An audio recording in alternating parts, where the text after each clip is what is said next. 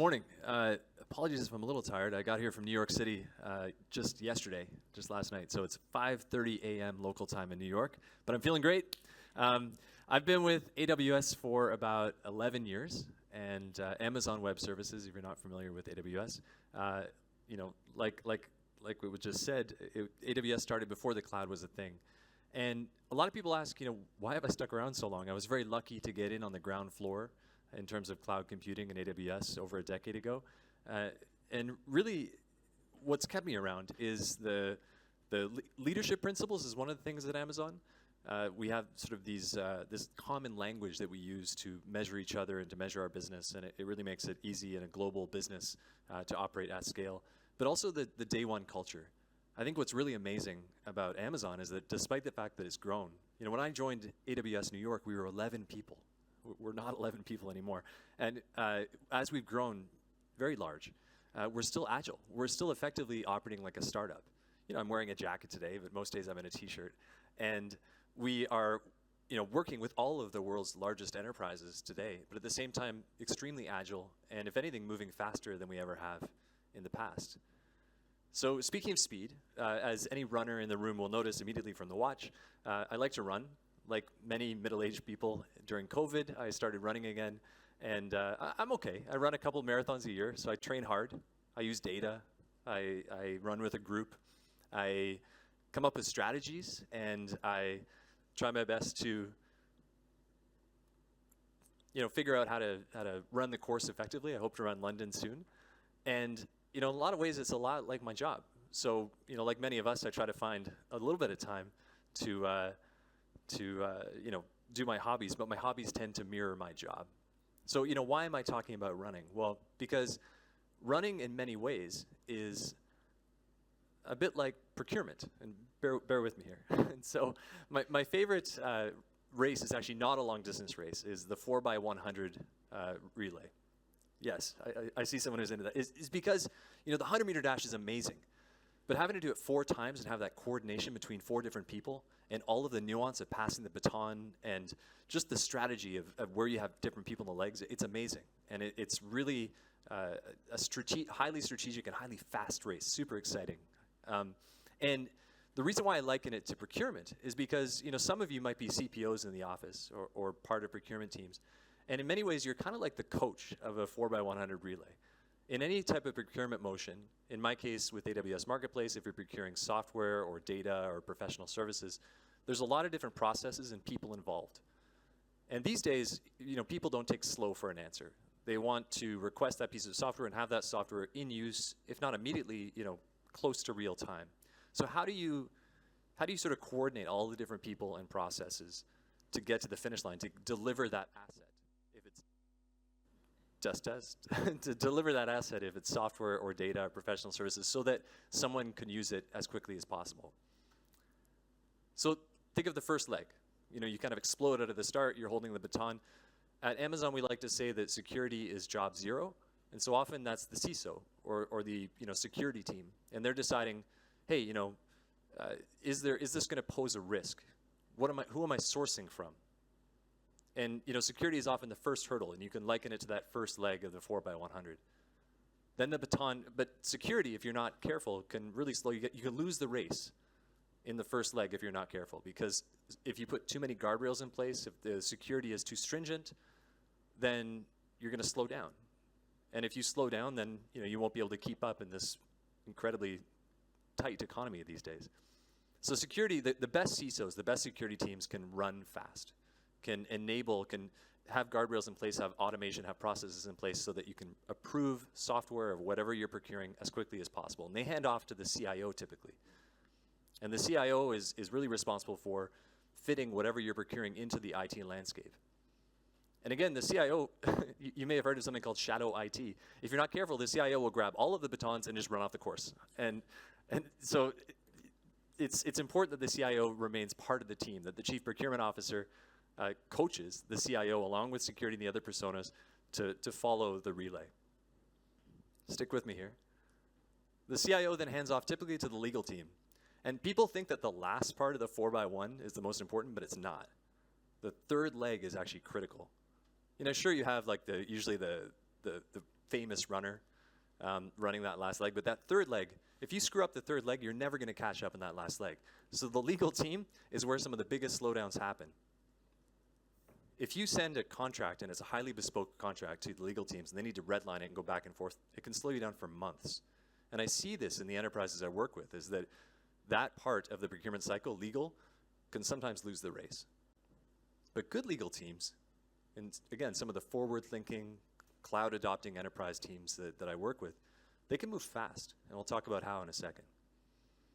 And lastly, last but not least, typically it's handed off to the GRC, the Governance, Risk, and Compliance team, and they're the ones that say, okay, the CIO has said it needs to work like this in the IT landscape. We got the legal sign-off on the T&Cs. Security is all clear. Now I'm going to put some guardrails in place so that I can remain compliant or operate as I said I should be, according to the rules that we've laid out, and that's the governance team. And if you do all that, then the CPO can enable this team to win. So I work in New York, like I said. I work with a lot of the world's largest financial services companies in New York City, but also a lot of the world's largest pharmaceutical companies across the river in New Jersey. And it's really amazing how in the last 5 to 10 years, things have changed. I have a friend who works at one of the world's largest banks, just down the road from where my office is in New York, and he's a CISO. And he used to say, they used to call my office, like the cloud teams used to call my office the office of no. Because every time they came to ask the security person for anything, he'd just say no. Do you want to be on AWS? No. And what's been amazing is that the CISO has really turned into the chief cloud enabler, because there's been this transformation in the last 5 and 10 years where most CISOs, at least forward-looking CISOs, think that they can be more secure in the cloud, This is a huge change in the last 5 to 10 years. Take a step back now to procurement and the role of the CPO, that coach of the 4x100 relay, and it's kind of similar, is that a lot of procurement teams who I talk to are saying, how can I map my traditional procurement processes, the way I've operated always, to the cloud, to SaaS, to subscription-based software, to all these sort of things that people need now? And the answer is you can. In some companies, the CPO is now the new office of no for the cloud. But in other companies, they're actually becoming the chief cloud enabler. They're becoming that coach for high-speed procurement in the cloud. So let's talk about how. So one of the big advantages if you're procuring through a digital marketplace, or if you're using the cloud for procuring software or data or professional services, is visibility. And this is not new. Any procurement team will know that if you have a single pane of glass, and if you can see all of your software assets in one thing, or all of your hardware assets, or whatever you're procuring, that's a good thing. And in fact, it can help with leverage, with contracts, and all sorts of, it can help reduce risk by having better visibility across all of your assets. So visibility, when you procure through digital marketplaces, increases greatly. With AWS Marketplace, for example, you can buy, if you want, like your data sets, all of your software, even your consulting services, even your machine learning models in one spot, and it shows up on the same bill. It's a huge deal. And that's not something new for procurement teams. That's what they've always wanted ever. Centralized single pane of glass visibility for procurement. The second is risk. Gartner estimates that by 2025, 45% of all organizations will experience an attack on their software supply chain. That's a threefold or 300% increase since 2021. That's huge. I was actually reading the Brooklyn newspaper on my phone just backstage before this, and there was a massive software supply chain attack on a big public sector institution in Brooklyn just last week, or rather they were fined for it. So again, this is an age-old problem of procurement. How can I reduce risk and increase security and secure my supply chain? And these days that often means the software supply chain. Well, again, the cloud marketplace and just using digital marketplaces can really help you reduce risk. I'll give you a real example. I'll say something that may give some of you shivers, like Log4j, or SolarWinds, or Kaseya. And if you're a nerd like me, you'll know that these were big, big issues that had you paging all night just a couple years ago. They were vulnerable libraries in software. And all of a sudden, within over a weekend, unfortunately, we had to go through all of the software that we had across all of our enterprises and see if it was using this very, very popular library, because it was vulnerable. It was vulnerable to attack. But if you use a digital marketplace, we worked with all of our vendors and all of their software to patch their software. And then we notified the customers who had procured that software through the marketplace, and they could do a quick turn. We were able to respond to Log4j super fast. Most companies in a day or two had everything patched. And that would be impossible in the old days of shrink wrap software, or if you're procuring from a ton of different places. So reducing risk is actually something, again, as a procurement team, you could become that chief cloud enabler, that you can improve your posture, your security posture, your risk posture. Also, things are changing. You know, I have a young face, and I'm sort of young, but I'm not that young. I remember, you know, the days before the internet. But most of the developers on my team, they are straight up Gen Z. You know, they grew up on their iPhones, buying from app stores. They demand self-service. And what's interesting is now some of them are very, very senior individuals in their organizations. And you see this translation of sort of app store procurement, like B2C procurement, to the B2B enterprise world now. Whether it's developers or even, you know, any types of now senior roles, they expect things now. You know, they want to deploy like a containers, a Kubernetes cluster, and deploy software into it right away. They don't want to wait. They don't want to like have a pre-approved list of vendors and then have to pick from that for the software that they have to build. They're like, generative AI is now. I saw the Copilot thing in the previous presentation. I need a large language model now. I want to rapidly experiment now. And it's a different persona. Things are changing. So how do you take your traditional procurement motions and meet the needs of these new personas? Well, again, I sound like I'm beating a dead horse, but digital marketplaces help.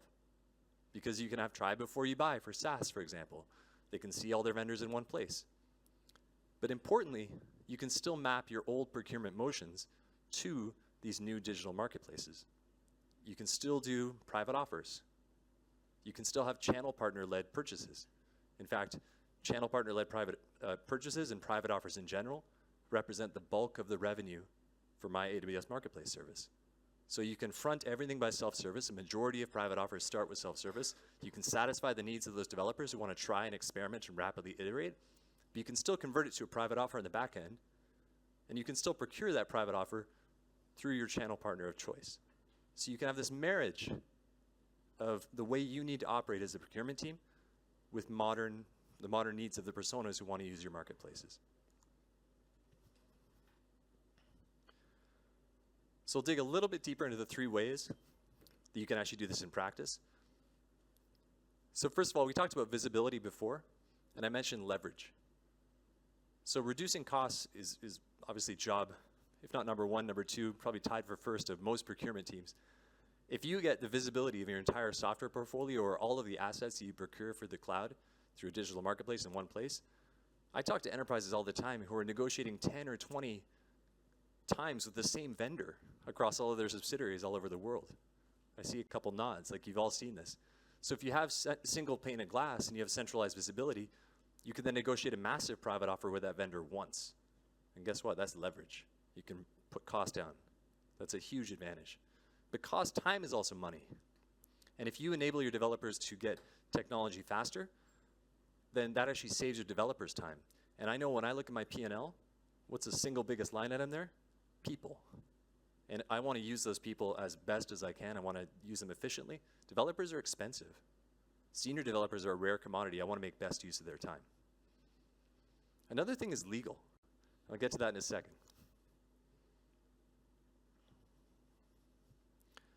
So speed, we talked about the speed of procurement. And I think I mentioned free trials and SaaS free trials as a feature of most digital marketplaces these days. Legal is an interesting one too. You know, we spoke about the 4x1 relay and the redlining and how that can really slow things down. Well, on Marketplace, for example, AWS Marketplace, 9,000 of the 15,000 listings have standard contracts, so standard T&Cs. You can still add an addendum, but because you have a standard T&C, the legal team can say, oh, you're buying through AWS Marketplace. I know that standard contract, no problem, no red lines required. Add the standard addendum, you're done. Suddenly that legal review, which could take months normally, shrinks to weeks. And when you think of that relay of all the different parts of the procurement time, that third leg, that legal piece, shrinks dramatically. So agility and speed can come in the form of developer agility to speed, but also other parts of the persona as well. Deployment, we mentioned the CIO and fitting it into the IT landscape. Deployment agility. When you're deploying software out of a cloud marketplace, you can go straight into your cluster. You can spin up that and configure that SaaS solution and set it up with your identity provider right away. These steps that take forever, normally, if you're doing it through traditional channels, can be made a lot faster.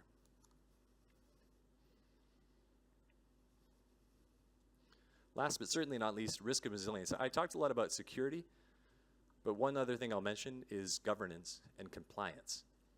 So in the US, for example, I work a lot with the US government, so FedRAMP compliance is very important. Here I might have GDPR requirements for data protection, or perhaps I'm working in retail and I need to be PCI DSS compliant, or perhaps I need to be SOC 2 compliant. With cloud marketplaces, you can actually see all this stuff and you can actually download the attestations for your auditors self-service. So before you'd have to talk to a bunch of different teams and get the auditors involved in all these different things, seeing if you're compliant. But if you use digital marketplaces for procurement, the compliance dimensions could also be made faster. So in addition to reducing risk through visibility like we talked about, the actual compliance piece can be made a lot faster and easier as well. In addition to resilience, one thing that's super important if you're buying from a vendor is, will this vendor go bankrupt? You can see the financial viability of a vendor as well. Again, these are things that you now see in most cloud digital marketplaces.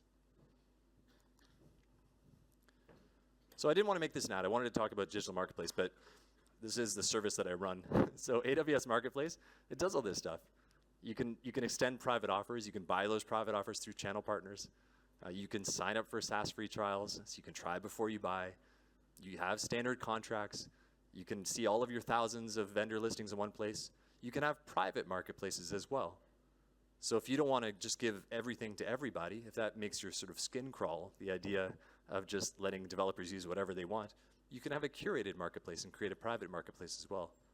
So all these things that you need to do as a chief procurement officer to be successful, to reduce risk, but at the same time enable agility, and all of the processes that you've been using over the years, you can keep them. You can still do what you've always done, but map it to the cloud. And if you do that, then instead of being the office of no, just like the CISO at the financial services companies a few years ago, honestly, I think the chief procurement officer can be the new chief cloud enabler, can turn into the office of yes. So as that coach of the 4x100 relay, if you can reduce the legal cycle time, if you can help the CIO deploy more quickly, if you can make it easier on the risk and governance by giving them their compliance attestations out of the box, and if you can assure the CISO that things are going to be secure and you can respond to threats a lot more faster, everyone's going to be really happy, and you're going to be a big, big enabler of velocity in your business. I'll leave you with one thing. I always tell my team this. You know, we have goals and we talk about what we're going to deliver, but I always say to the teams that all that anyone remembers are the results delivered. And these days, you know, a company our size, like I said, 11 years we've grown, it's so important to move quickly. And as a chief procurement officer, you can be part of helping your business stay agile while it continues to grow. Thanks.